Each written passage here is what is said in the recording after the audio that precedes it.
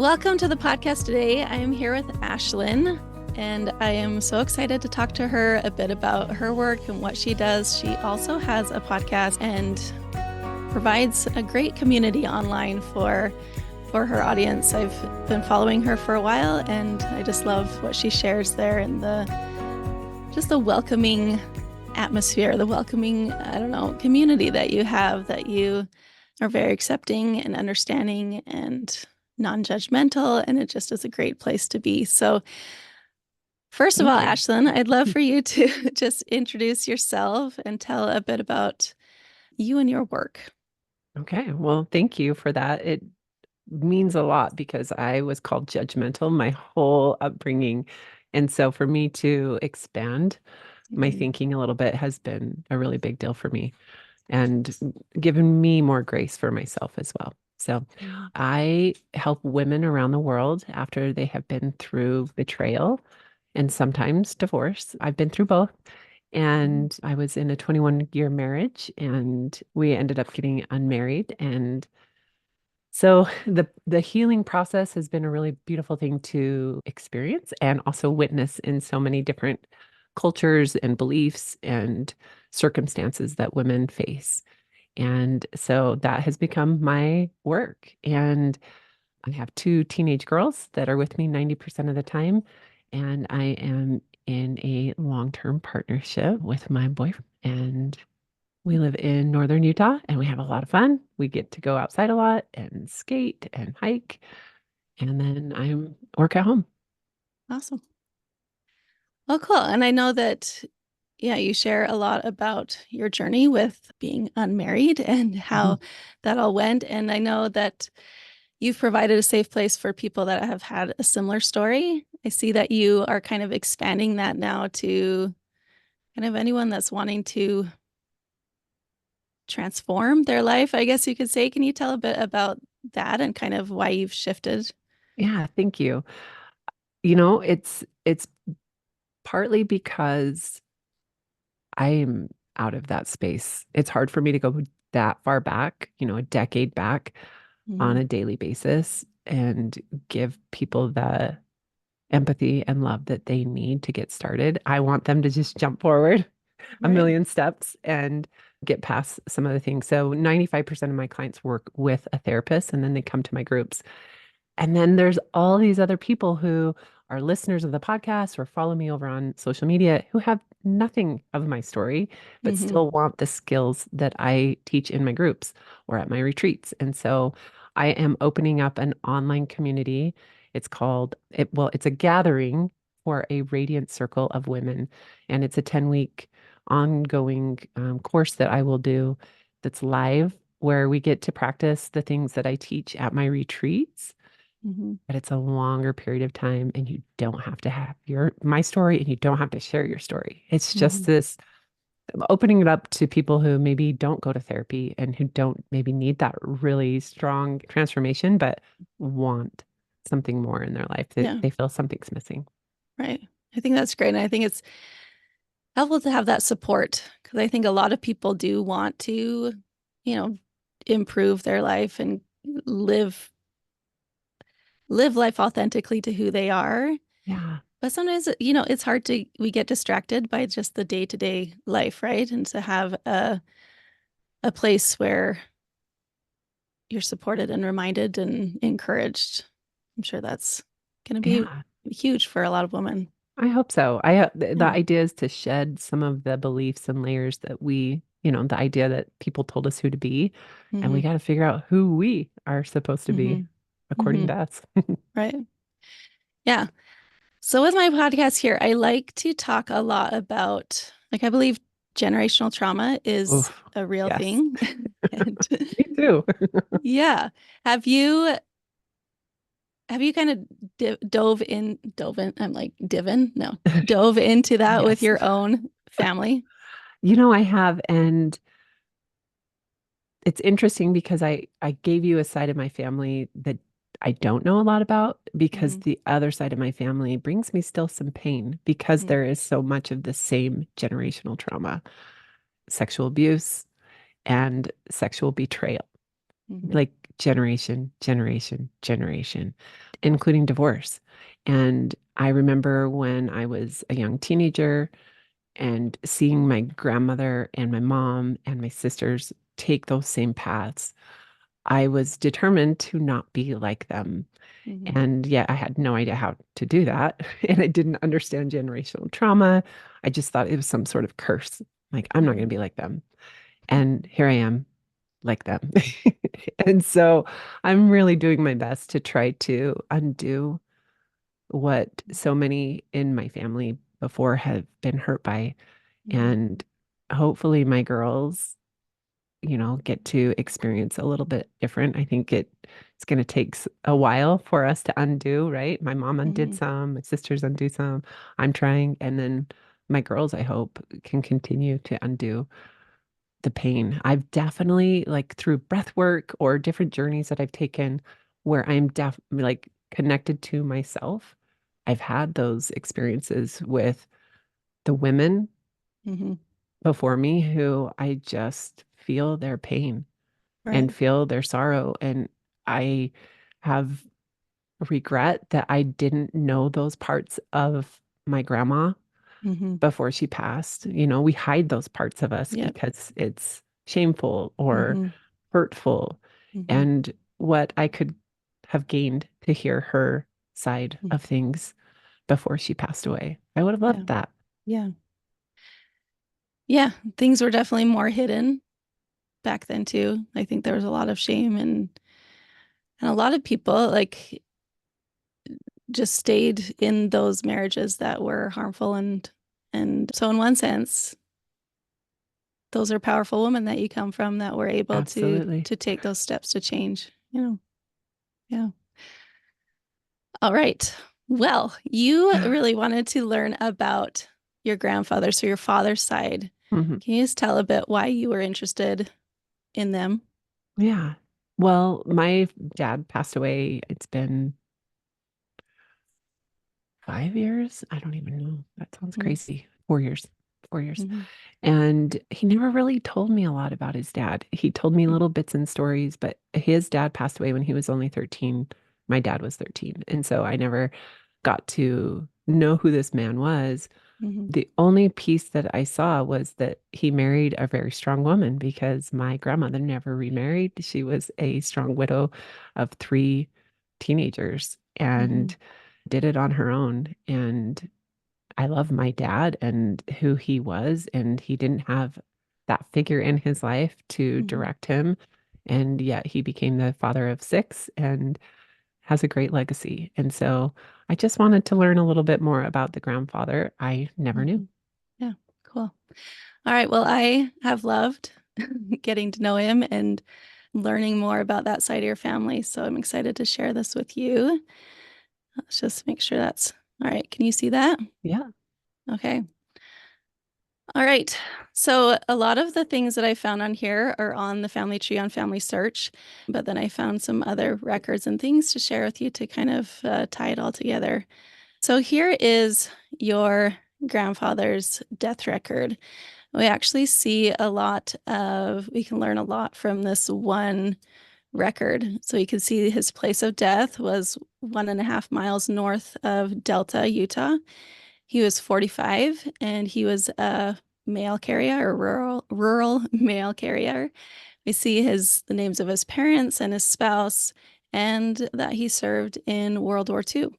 We have the cause of death was a myocardial infarction, which is a heart attack, and it was sudden. So he was found dead. Like you said, your father was 13 at the time, and I can imagine that that would be extremely difficult for him and for his family. So we're going to be learning about him, your grandfather, David Verl Allen. So he was born on March 30th in 1920 in Granite, Utah. This is his mother here. I couldn't find a adult picture of his father, but he was the third child born to, now I'm not even sure if I'm saying his name right, Onezyme. I Have you don't heard know that name either. before? I've seen it, but I Okay. just don't know how to say Onezyme? I don't know. it. That sounds, he was born to Onezyme Allen and Cora Wall. So this is his mother, Cora. So thought it was neat to have his actual birth record here. I thought it was interesting. On his birth record, his name is listed as Verl Allen. So on other records, it's David Verl Allen. So I thought it was on his birth Okay, record that I have wasn't to written say, there. the funny thing is my dad is Arnold Paul Allen, but he went by Paul Allen. Oh, And so funny. same thing, but it's my grandmother did not want his name to be Arnold, and my grandfather wanted it to be Arnold. Oh, So funny. they kind of fought over that. So interesting that it's a similar dynamic. That's funny. Yeah, so Verl's oldest sister, Ona, so Cora and Onezyme had a daughter named Ona Allen, and she was almost 1 year old when she died in 1918. So about 2 years before your grandfather was born, they had so his older sister passed away before he was born. And then here in 1920, here's the census of 1920. Here's his older sister, Arva, which they didn't write it correctly in the census, is here with her parents, Onezyme and Cora. You can see the name they didn't get quite right there. It's like written down as Orjamir or something. Okay. But here they are, and they were living in let me just write, I forgot, Granite, Utah. Yeah. Hmm. So his occupation was a poultry farmer, and they were in Granite, Utah, which is just, do you know where that is? So it's just a little east of Draper, northeast of Draper. That's what I saw there. And this census was taken in January, so just 2 months before your grandfather, Verl, would have been born. Okay. So looking at your family here on Family Search, I saw that Verl's father, Onezyme, had been married before marrying Verl's mother, Cora. So he had married Vera Irene Moffat in 1914, and they had one daughter, Neva Irene, and they divorced 2 years later. So here's just a newspaper notice for their divorce being finalized in 1916. Hmm. So then a month later, Onezyme and Cora Wall were married in Elko, Okay. Nevada. I did not know this. Yeah, I wondered if you knew that. Interesting. Yes. Yeah. So not sure the story there or anything, but a month after their divorce was granted, he married Cora Wall on July 8th, 1916. Not sure why they would have gotten married in Nevada because they both lived in Utah. So I don't know if there's a story there, but Hmm. Cora was 19 and Onezyme was 25. Yeah. So then by 1930, they were living in Woodrow in Millard County, Utah. So it's just north of Delta, Utah. They rented their home and they lived on a farm. He was a farmer. You can see D. Verl here. So that's your grandfather. He was 10 years old. And then Arva was 11. So that's where they had moved. So this is where they lived in 1920, was in Granite, Utah, and then they came down to just north of Delta. So I'm not sure what brought them down there. Maybe it was cheap Mhm. farmland. I'm not sure, but it's not super close. Yeah. So then 2 years after that 1930 census, Onezyme Allen died at the age of 40. So Verl's father, he died from pneumonia, which he had had for several days. And your grandfather, Verl, would have been almost 12 years old. Oh, wow. So this is a similar story to what your father experienced of his father passing away when he was only 13. So I Hmm. thought that was really interesting. Very. Um, yeah. So And Cora, sorry, my dad passed away of a heart attack and it was mm, sudden. So oh really? interesting since Hmm, his dad did too. right. Yeah, so now Cora was left with two children. Arva, Verl's older sister, was 14, and then Verl would be turning 12 the Mhm. next month. I just want to stop share for a second. So what do you think? What are you feeling right now as you hear about, what Cora losing her husband at just the age of 40, had two teenage children? What do you think that would have been like for her at that time? I cannot imagine. And to be in a small town, I'm guessing with not a lot of support Hmm. since she had moved away. I have two teens and I have help and yet feel like I'm doing it on my own. So Yeah. yeah, I cannot imagine. I just think as hard as it could be for me, in the modern day, I Hmm.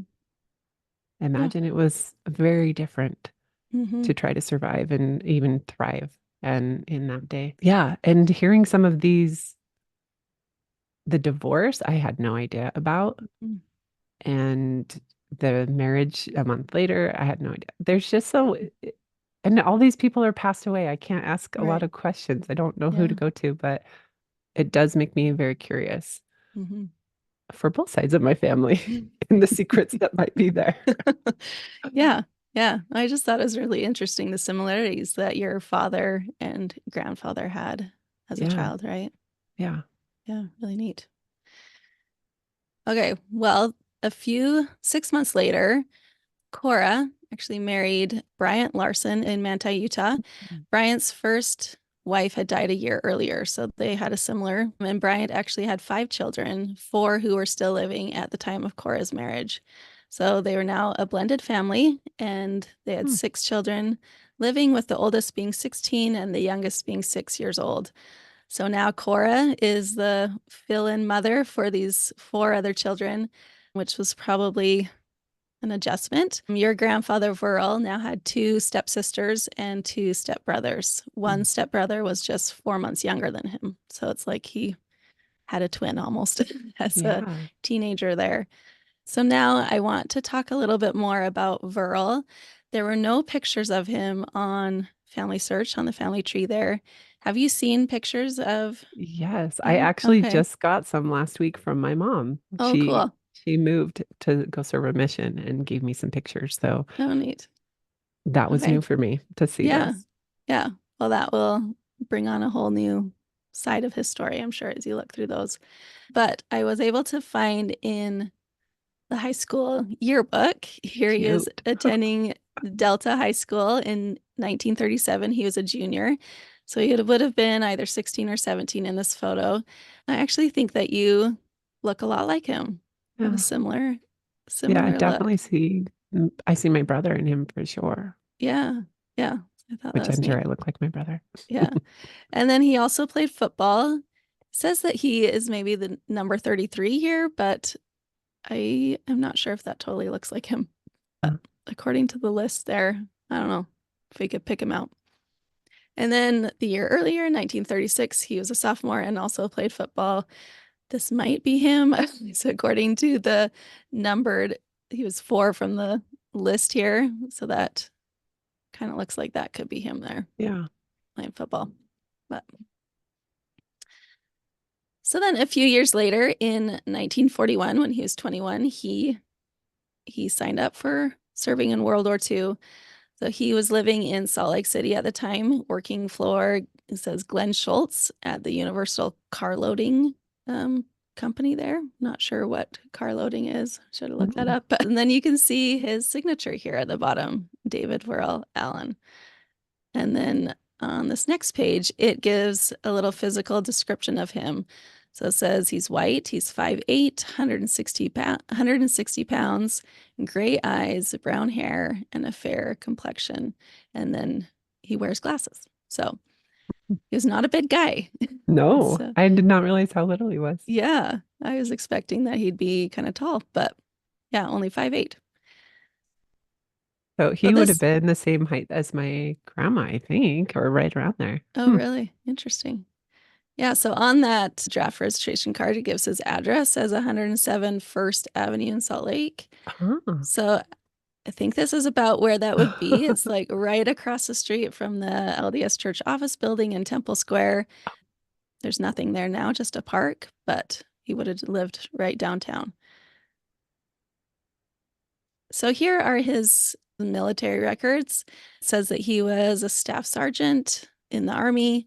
He termination of service was in October of 1945 at Camp Roberts, California. And just gives some information about him. Then this on the backside of that card, it has some of his military history. So it has he fought in the Ardennes, Rhineland in Central Europe. That's I guess the Battle of the Bulge. It's a rather famous battle that was fought in the war. He obtained several awards there and ribbons, and he is honorably discharged from the war. So here is a newspaper article from January of 1945. Can you see that well enough to read the Yeah. first two paragraphs there? Yeah. Oh, do you want me to read out loud? Yeah, if you could. Okay. Sergeant David Verl Allen missing in action. A telegram was received January 10th by Bishop and Mrs. Bryant Larson that their son, Sergeant David Verl Larson, was missing in action in the German theater of war since December 16th. Until 6 months ago, he was stationed in Florida, where he was a cooking instructor.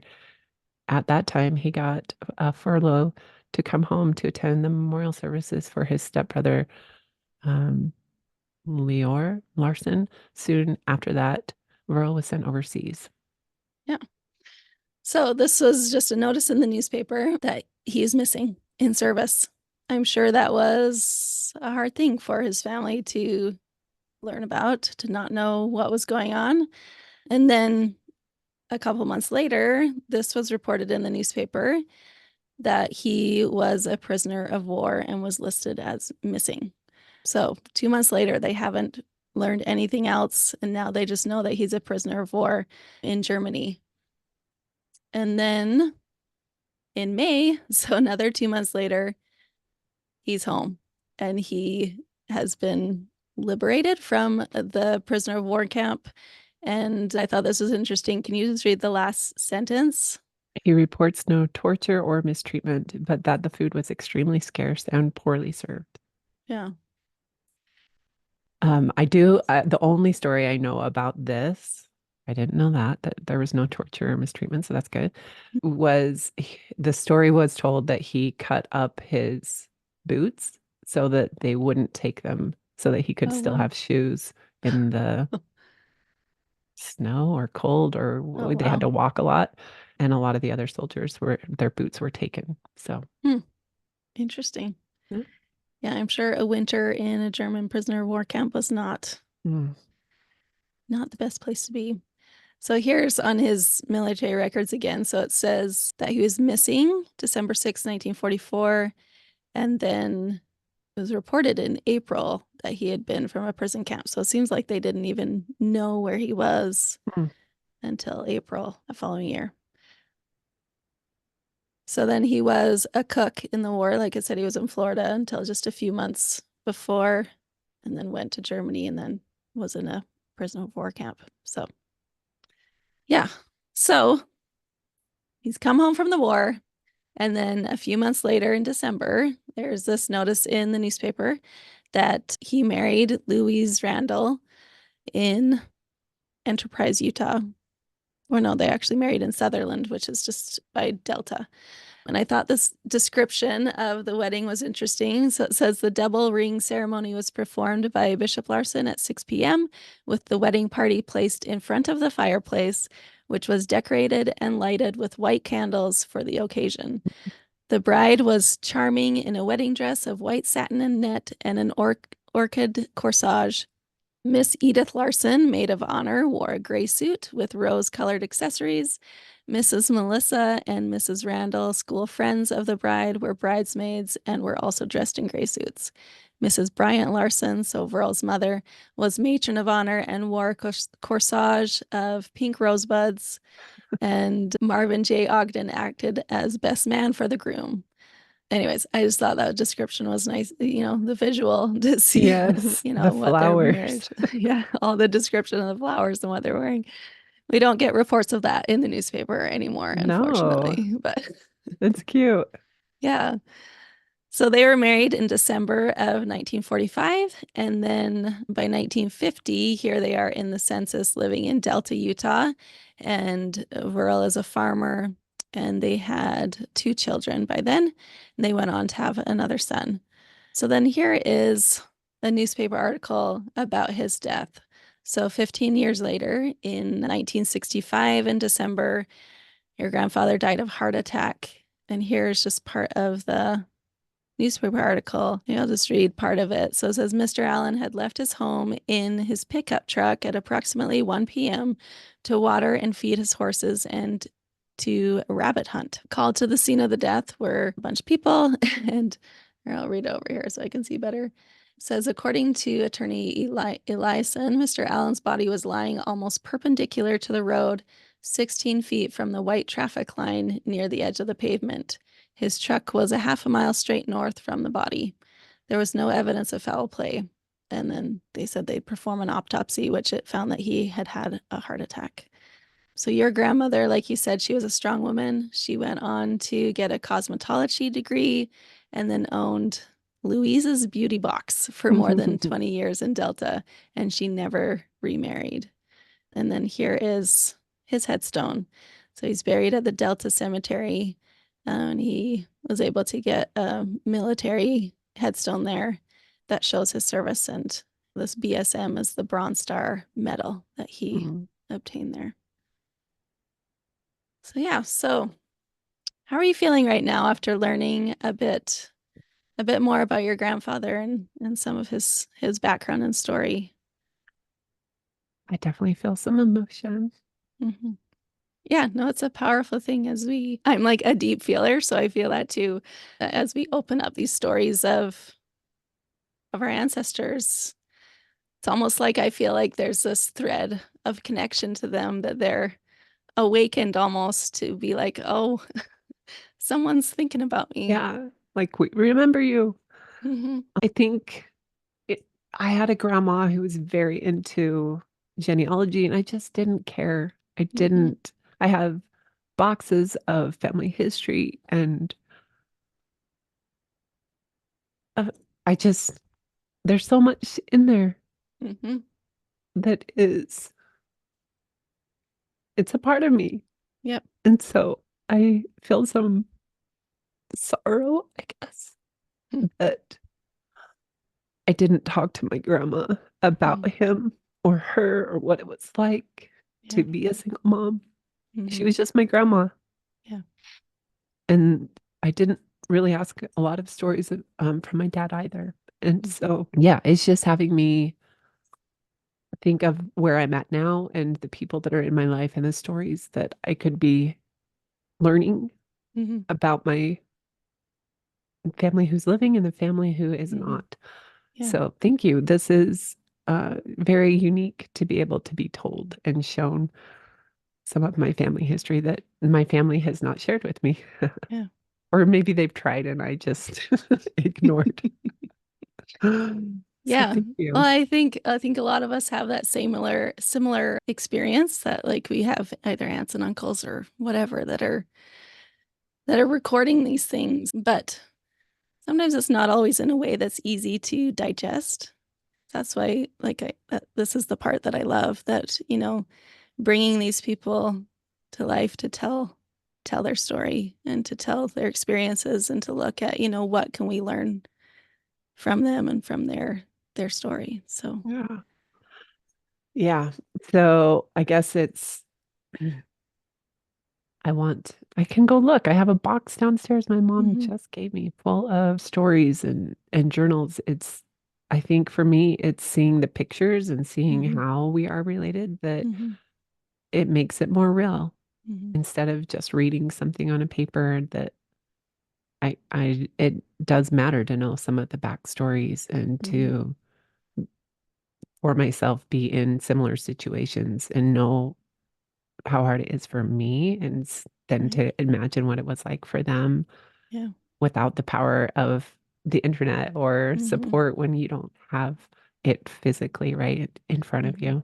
yeah, yeah, yeah.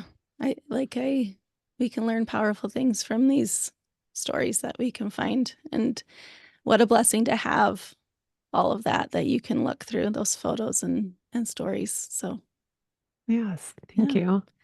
Yeah, well, thank you so much, Ashlyn, for coming and letting me do this for you. It's always everyone has a different story, and it's always just fun to navigate and to build that and share that with you. So I appreciate you coming here Yeah. and letting me chat. And if anyone, yeah, if you are feeling like you want support in your own journey of shedding and becoming the person you want to be sure to go follow Ashlyn. Your Instagram handle is, what is it again? This is Ashlyn, but it's this period underscore is or Ashlynn. period. Okay. Yeah. This is Yep. Ashlynn. I'll link that in the show notes, and I'll link to your website as well. So, Thank you. all right. Well, thank you so much, Ashlynn. Thanks so much for listening to the podcast. I hope you enjoyed it. I just want to give you a quick reminder, if you are listening to this podcast right when it came out, my online course is on sale for my birthday until June 12th at midnight. So if you want to do what I did here with Ashlynn, I mean, much more in depth, but if you want to learn your ancestor story and take a look at like those events that happened in their life, those trauma, joyful, hard, cool experiences that your ancestor might have had, if you want to learn how to find those, how to tell their story, and to ask yourself questions that help you understand how your ancestor's life is affecting yours today, you can go to knowyourancestorcourse.com to get my course on sale. I'm not sure when I'm going to be doing this deep of a discount again in the future, so if you want to learn how to do this with your own ancestors, go ahead to knowyourancestorcourse.com. It's on sale again until June 12th at midnight.